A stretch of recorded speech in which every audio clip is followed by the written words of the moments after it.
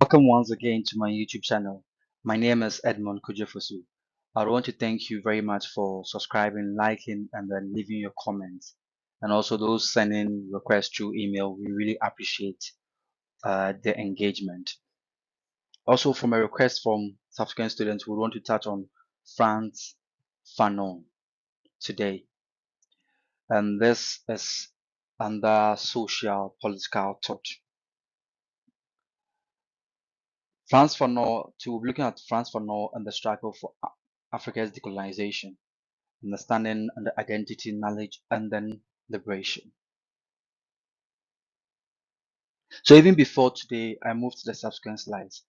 I want us to understand that uh, Fanon's vision of decolonization is broad, and then it's about the recovering of self-worth, reshaping education, and creating new possibility for a future generation. So it is not just about just kicking out external rulers, but also about changing how people think, how people feel, and then organize themselves so that they can truly be free. So, as a student, as an individual, as an academician, um, I would ask you to consider or think about how colonialism has shaped the sense of life of people, or even if you are from a colonized part of the world, or you've never been colonized, and then you talk about those things. How has it shaped your sense, yourself, or how has it shaped your community values in regards to that? And then also you want to ponder over the fact that liberation is not just about independence, but as a process of what reclaiming what was lost psychologically and then culturally. And then as I expand, we'll begin to appreciate the perspective of Frantz Fanon from the social milieu in which he found himself, which was within the Algerian era where there was this fight and he saw a lot of things. So to put it out of context so that you appreciate his perspective also.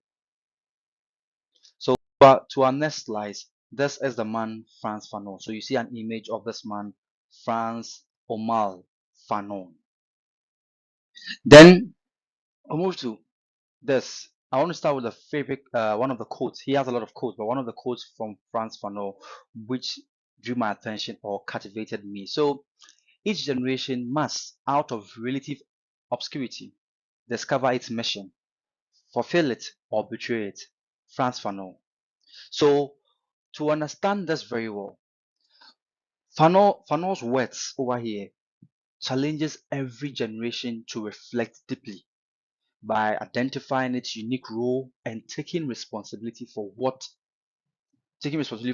making meaningful changes in their life or society.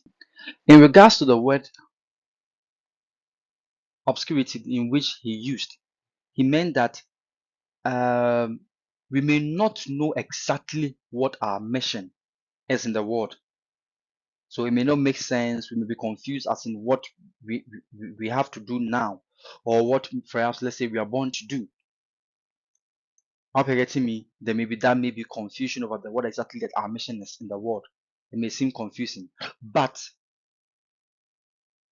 it may be full of problems which is handed down by previous generation. We may be confused, but we may be full of problems handled by previous generation. So even though we are here today, there may be some problems that may not have been solved during other generations, and then we have inherited it, and then would have to find a solution. So Fanon argues that he argues or urges that we should not only be or we should not only simple accept things as they are.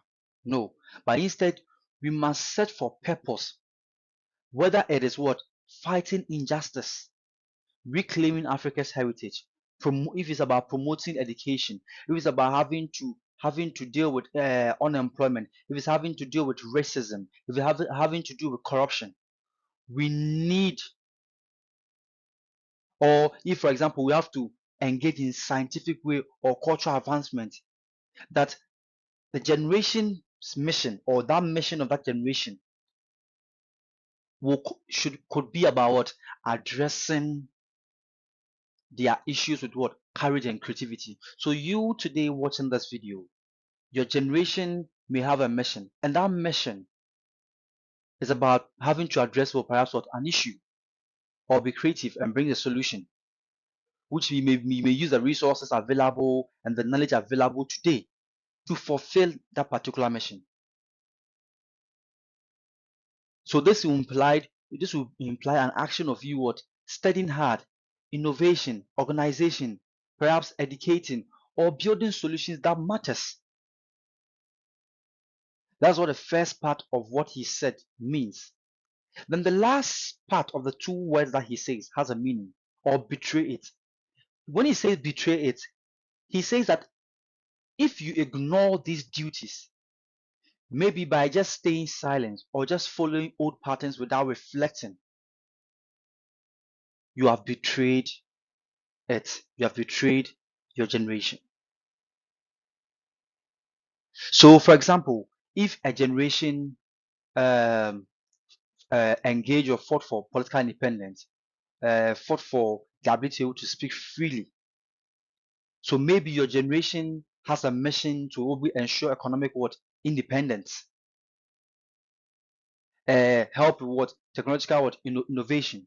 So a generation was able to help with automation, certain things happening. Now this generation also may have a responsibility to actually even use what? Artificial intelligence to help best to solve what? Issues of society. So this is what Fanon is talking about. This is what he's talking about. So as a student or as an African or as anybody from a colonized or even find yourself in any society, it can be a student movement, it can be community service, it can be entrepreneurship, it can be what? News art, it can be music, it can be a lot of ways of fulfilling that mission of yours to help impact what? Society at large. To our next slice, we want to know who is Frantz Fanon. He was born in 1925 on Martinique, which is an island in the Caribbean. Yeah, it's an island in the Caribbean, and it's an overseas region, which is and is departed from France, and that is from Martinique. So he trained as in France, where he trained as a psychologist in France.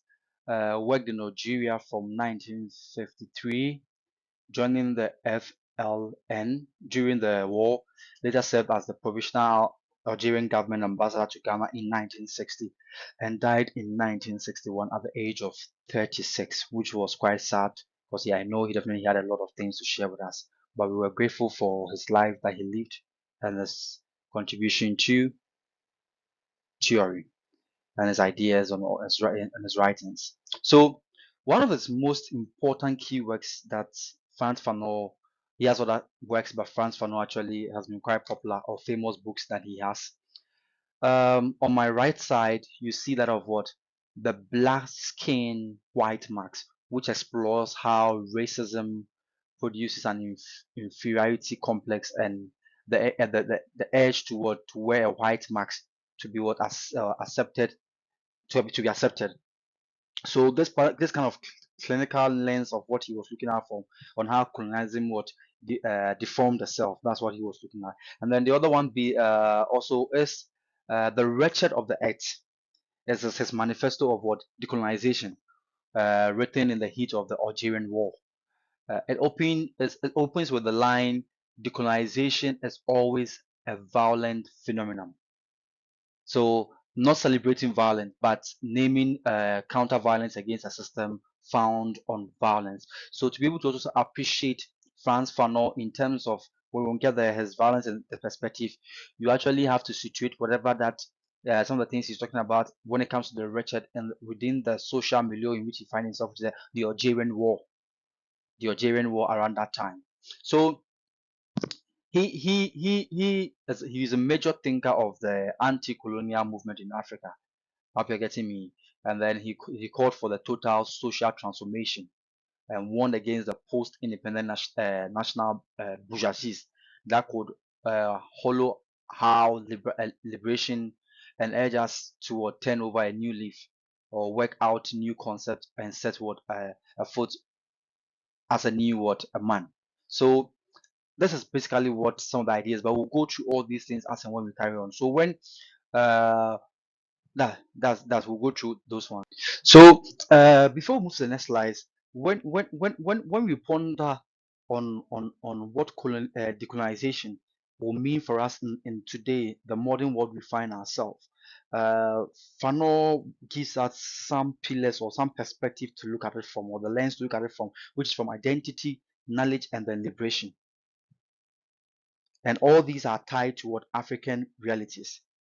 And then introducing Fanon in itself is not just, I won't say if I'm introducing an introduction where he's just another writer or just a theorist. He goes beyond just theory, because he lived and then fought for the liberation of Africa and the Caribbean people. And his ideas helped us, or has helped us understand how colonization affected not just politics but psychologically and culturally. So I see him to be more of beyond just theory, but somebody who actually experienced what he's written about. Two, these are some of the concepts we're about to look at over here, which is the core concept for Fanon, which was on decolonization, violence as resistance, epistemological shift, which is the decolonization of knowledge. These are the three things we'll just look at under decolonization, and resistance for violence, the epistemological shift of decolonization of knowledge. Then the next thing was, what is decolonization itself? So we will say that it's a political or cultural and psychological process of undergoing colonial legacies. This does not just involve just a legal or official change, but a deeper transformation of how people think about themselves and their place in the world. You see, some over the period, some have had in mind that decolonization is about the fact that we've also gained independence and all those things. But Fanon does not see decolonization as just that. No, he's saying that it's not just about the removal of foreign rulers or flags, that it is about reclaiming identity. Because for him, colonization has led us to lose a certain identity. So there is a need to reclaim that identity, that dignity, that history, and that autonomy that colonizing tried to erase. So for him, true decolonization means rediscovering and assessing Africa's value, language, knowledge, system, and cultural pride. And that it means healing us psychologically, because he feels that psychologically we are wounded and we have to restore our self-confidence and empower as a formerly colonized people. And then the final quote about that said, decolonization is always a violent phenomenon. Explaining this, the subsequent slides that we're going to go into it deep. He says one thing, that he says decolonization it's not only just about a belief that he believes that for us to decolonize is always a violent phenomenon, because he believes that the violence and oppression was a process that was used. So to be able to deal with that, that means we'll also have to then use the same violence and oppression as a process to overthrow it. I hope you're getting me. And then let me put also this in perspective. So the violence also is not only about war, but also about radical or determined change in thinking, culture, and relation. And we'll talk about this violence in perspective very well, so that you appreciate the perspective of where he is coming from. So to our slides, we'll look at the cultural and psychological effect of colonization. So the 4 points we'll be looking over here are inferiority complex among colonized people, desire to imitate the colonized from the context of his book Black and White Marks, the loss of language, dresses, values of the African education system, decolonization equals development, which is the borrowed ideologies. So we're going to look at these four things and explain them, give you examples to understand them very well. So to also put in perspective, this particular slide I've given here focus on how colonialism damaged Africans' identity and culture. Are you getting me? So the focus of this slide, there will be subsequent slides that will look at how we can recover from this particular damage. I hope you're getting me. But this particular slide in question is talking about, is focused on how colonialism damaged Africa's identity and culture. I hope you're getting me. For looking at it from the inferiority complex, imitation of the colonized, and then the loss of values and and language. So for the first point, which is inferiority complex among colonized people, colonialism wasn't just about controlling lands or resources. It was about dominating minds. Colonized people were constantly made to feel that their culture, their skin color, and their way of life were less than those of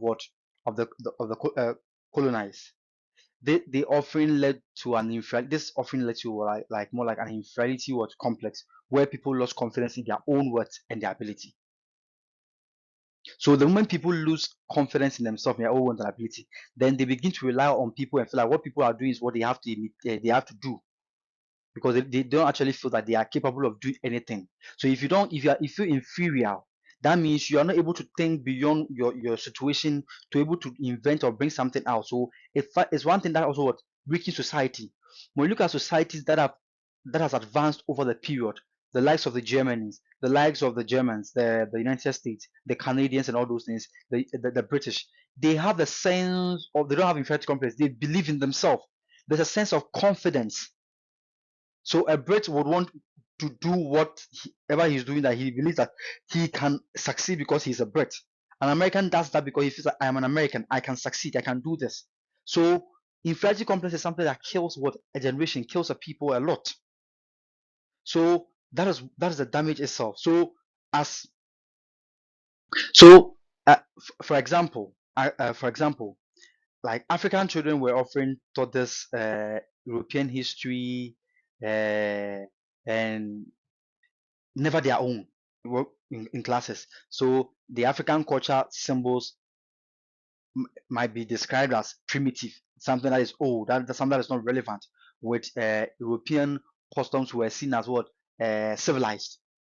So these particular constant messaging that were taught by people brought doubt to themselves and then their heritage.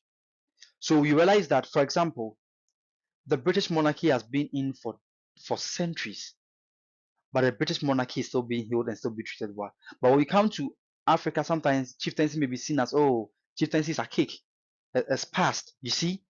But there's, when you go to the advanced countries or some, they still have values on on their kinship system. So that's how it is. So that's how it is. Because imagine someone maybe in Africa going for a job, and then the person has to think about having to have a Western accent because it is treated as a profession or it's something that is important, whilst a local accent may be mocked.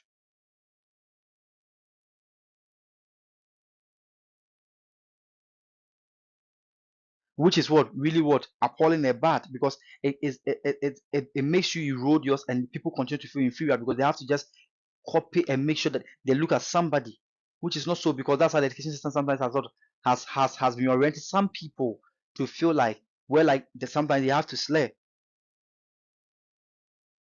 because people who do not feel confident and they feel they have to modify their language, look at sound like somebody, they've lost their confidence. Looking at the second point, what has to do the desire to imitate the colonized. So the desire to imitate the colonizer. So Fanon's work, Black Skin, White Marks, explored how the colonized individuals adapted the dresses try to mimic how the colonizer does his things, but because they want to seek acceptance or social advancement. So this mimicking does not bring about equality, or but instead it deepens what alienation and what psychological what distress. So for example, you may find some people who may be Africans who may want to take a certain medication that is they seek to what to alter their skin color to look like maybe a fair person. All this is the problem. So there's a desire to mimic the colonizers. You said black skin, white marks. An African who was not proud of having to put up maybe his natural hair, but will have to order a certain hair from a different part of the world. And forgetting that those people actually are created that way and actually have those hair. So they don't have to buy in artificial hair to what to insert upon themselves or wear, because naturally that's how their hair looks like. But they will prefer when these individuals have shaved their hair or the other means or hairs are being treated or other stuff, they go and buy it and they put it on to mimic and make them feel like they are more like having to compare with them, and that is a problem. So when you read the black skin white mask, it actually enlightens you very well and gives you an illumination that there are some things you may not see yourself, but you are still under psychological chains, which you'd have to what the psychological you have to decolonize yourself out of all these chains that may be mentally stuck in your mind. You may not be under direct colonization, but there is a need to decolonize because the mind has been colonized. And this was at the backdrop of the fact that in colonized in colonial times where these countries were being colonized, it was more like speaking the colonizers language, which is either if it's English, Portuguese, if it's France, or dressing the colonial style often meant access to better jobs or respect. So many Africans felt that they felt that pressure to abandon their own native language and wear what clothes, or even if it is a what it meant feeling what disconnected from their roots. So we're looking at the third point has to do with what loss of language, dress, values, and African education. So the context of loss of language, dresses, and values are following the educational what experience. You're putting that under educational experience. So the colonized what education colonial education system what systematically what undervalued African language, the traditional way of dressing, the religion, and values. So when you take the African educational system, you may find more of Christianity, other forms of religions that may be in it, but not the African way of life. Not that. The African religion, you don't find it there because it was erased. So that part of history of the Africans to feel proud of its own religion was taken out. And then one amazing thing is that when you go to certain, maybe you go to certain African secondary schools or colleges or high schools, you find out that children are sometimes punished for speaking their mother tongue or practicing their customs or school. And then it is amazing. It's mind blowing that where you come from, it is a taboo to speak your own native language. You are being that punished. You are being caned for having to speak your language in some of these what institutions, some of these lower level education. So before the child will grow, there's this mentality that speaking his whole native language is not the best.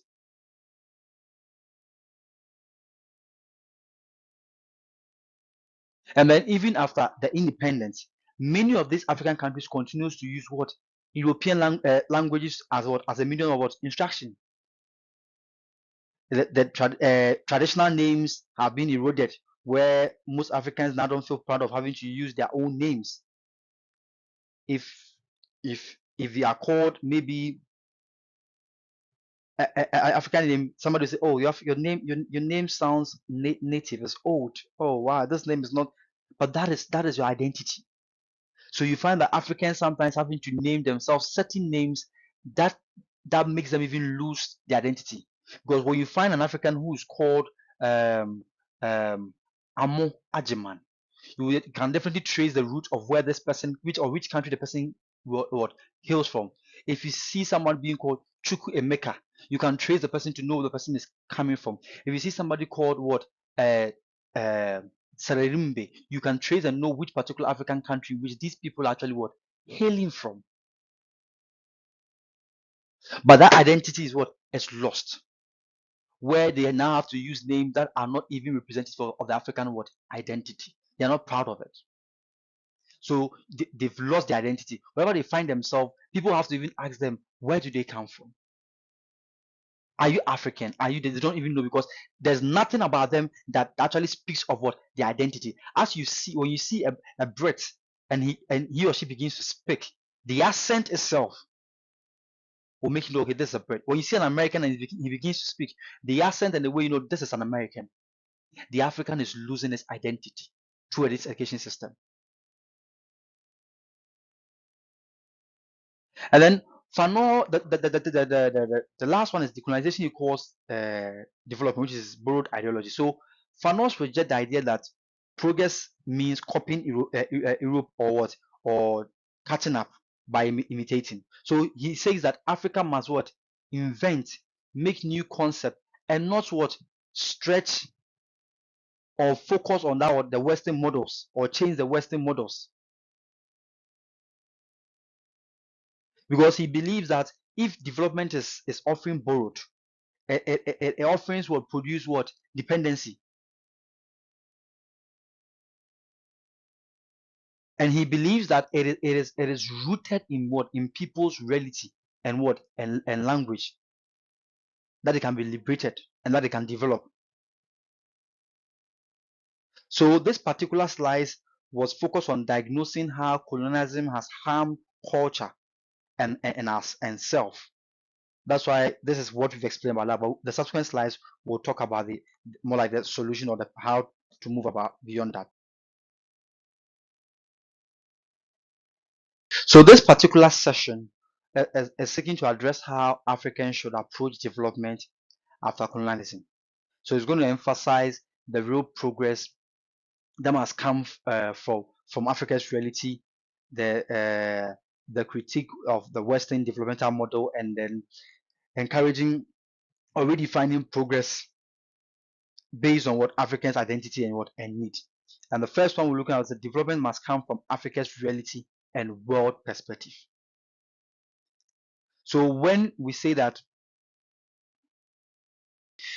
we are saying that in Fanon's writing, he argues, or he says that Africa's development must be rooted in Africa's reality, its culture, history, and its local condition, not imported or what imposed from outside.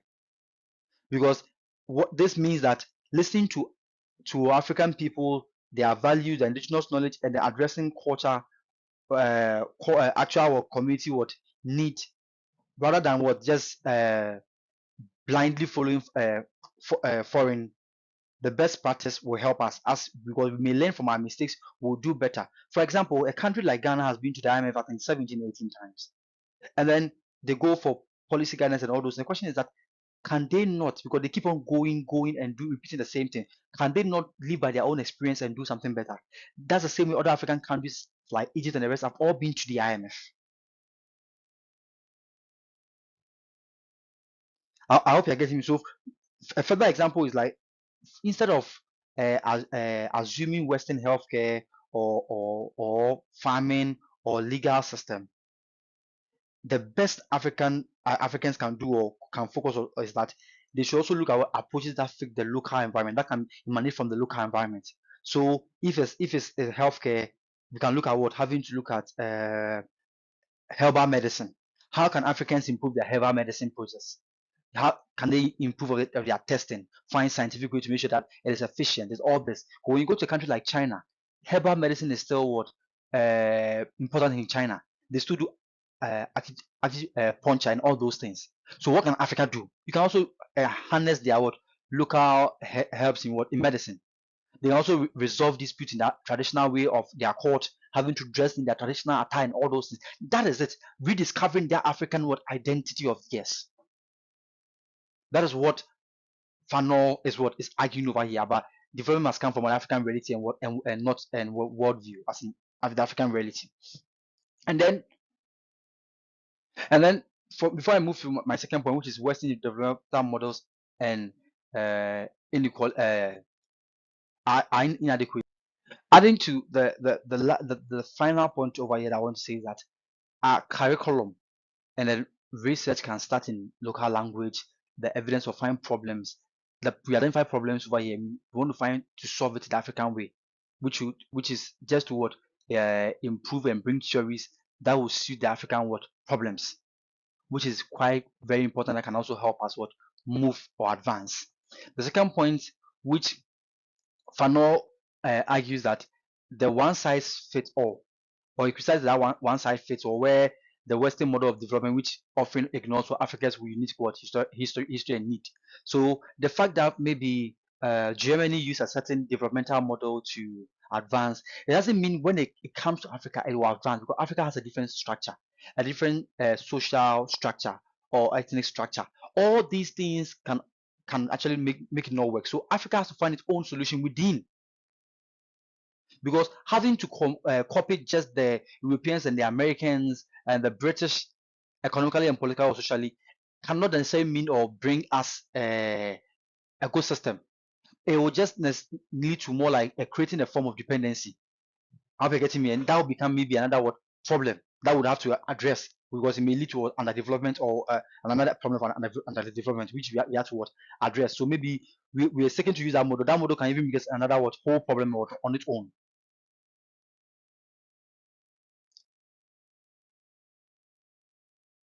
So, for example, you see, having to evaluate economies, and then it's being treated with what GDP as the only goal that can what reproduce what or help.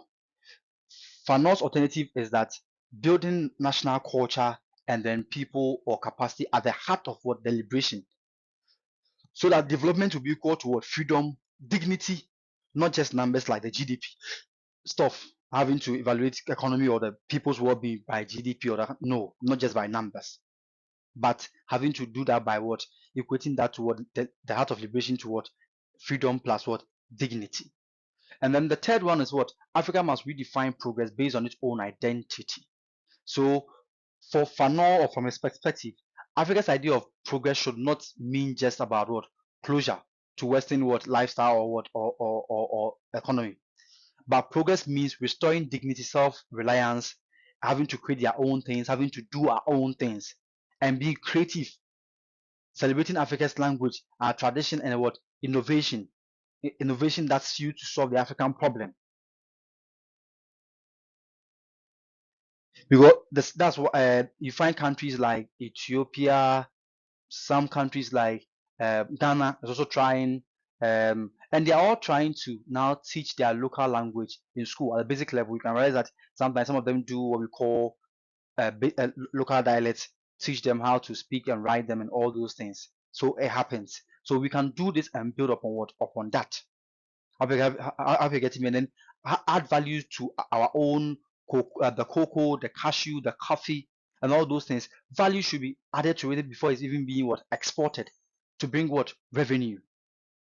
That are some of the things that Fanon seeks to what to draw attention to. And then this picture seeks to let you understand something, that the African way, is it possible? What Fanon is saying, is it possible? An example is Burkina Faso, where you see the ocean of the military junta, where now the judiciary dresses in their own local apparel as a judicial what wear, not with the foreign attire or foreign wear that judges use. They've all developed their own African wear in the African way, the African style, to build their own confidence, to build their own spirits up, and then help them what to decolonize and let the people believe that they are possible. It is possible for them to what to also what develop and do their own things. So revolution, revolutionary violence. We're going to understand what Fanon actually means by revolutionary violence. So you have to pay attention over here to really understand its context. So violence as a form of what psychological release and what reclaiming what agency. So Fanon writes that decolonization is always a violent phenomenon. So he describes a world that is where the first encounter and daily what cohabitation of what colonized and colonized, the colonizer and the colonized, were always what enforced at the point of what of a bayonet. So resistance emerged in that what violent what context. So Fanon argues that under colonialism, violence is not just external or physical. How are you getting me? It's deeply what psychological. The colonizers are subjected to what daily what humiliation and what denied agency. The agency is what the ability to act for self. So Fanon believe that when the oppressed rise up, revolutionary violence can what serve as a what as a psychological what release, helping them what overcome internal fears and then what inferiority and then rebuild their sense of what of power and self-worth.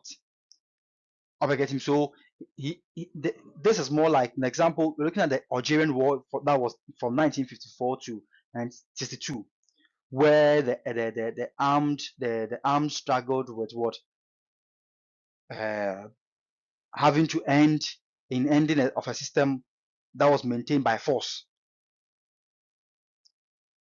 So Fanon, for you to understand where Fanon is coming from this perspective of the violence he's talking about, that Fanon, who treated both tortured and the tortured and then what the tortures as a psychologist, saw how violence had already what stretched everyday life under what colonized what rule. So he believed that the Algerian struggle for independence was not just what a better it was not a battle for what for territory. It was a way for what Algeria to what reclaim their own identity by what refusing to accept continuous humiliation and what submission. And the second point, as in not simple chaos but revolutionary action for dignity. So for Fanon, the violence was not about senseless what destruction or chaos. It was a purpose. It was a revolutionary what action aimed at what restoring what cognitive collective what dignity, unity, and hope. So the goal was not revenge, but to create a new society where people could stand as equals rather than as was subject of what oppression. So that was what the main kind of goal. So it was not more like chaos. So put his revolutionary or violence in context, as I've said over here. That's what he sees. So he noted that for struggle can what unite peasants and the urban militants. So that's what he was seeing under it as not just chaos. So he said that this struggle can help us unite the peasants, help us unite the militants, push aside all divisions and what and force organization. So the movement does not what collapse into what chaos. So the third point, which is a response to what century of what violent domination. So the key is what sequence, which is colonization begins and then persists through what violence. Anti-colonization and counter what violence in a response that to a response to that what structure. So Fanon claims that growing out of that specific what history of Algeria and will help them what decolonize their mind, help them to what to find self dignity, self respect. So this was the revolutionary violence that Fanon was referring to. And then somebody asks, does this even happen? In the 21st century, we've seen some of these happening, where you can see images on your screen where you are seeing young people demonstrating, people from the likes of Niger, the likes of Burkina Faso, the likes of Mali, where in modern times have engaged in demonstration against the French government to remove their troops, to change certain things. So realize that there are some streets that were in Burkina Faso that were named about some French individuals and the rest. All these have been changed because he argued that decolonization and what, and then as in the public agency, put like protests used by national flags and powerful slogans and mass mobilization to demand what genuine what sovereignty or reject what new colonialized control. So, in the argument of Fanon, these particular events seek to support what he's saying. That even in modern times, we have all these people coming up as no, okay, fine, this country, this France is gone, but in the form of what neocolonization, they still exist. So we seek to claim ourselves out of all these things. So they seek to what bring attention to some of these things that still exist within the likes of Mali, Burkina, and all those things, and change some of these things. So this is what Frantz Fanon seeks to draw attention to. And then what you should put in mind that there is no theory that is devoid of criticisms or critique. Let's put that in mind. So the point of violence and the romanticization, he's accused of violence and romanticization. Those are some of the critics that he's been accused of. So some critics argue that Fanon appears to romanticize what violence, as to make it look more like it is normal, it's okay. That romantic violence, that struggle for what, for liberation. So they point out that this description of revolutionary violence, especially in the what in his book, the Wretched of the Earth, the Wretched of the Earth, sometimes makes it seem like that chaos or that chaos or that destruction is going to help, overlooking that there's going to be a cleaning, or overlooking the pain, the death, the losses, the unintended consequences that violence can bring to the people or children or mothers and all those. That's some of the things that the critics also would criticize him for. That the real world liberation struggle often results in civilian suffering and prolonged conflict, or the rise of new oppressive system, which leads to some of the violence against humanity or people. So that's what they mean by the violence and then what traumatization that is being accused of. So this is what they accuse him of, like as in glorifying what violence, and forgetting that violence also has what its problems. Because those critics make this point by saying that Nelson Mandela also what reclaimed dignity and brought about justice and all those things, but he didn't. It was not in a fight or in a violence. That's some of the critique against Fanon. The overemphasis on what race and what colonialism. So another form of critiques that are also leveled against him is that sometimes he puts too much emphasis on what colonialism and then radical or division as the main explanation for Africa's problem.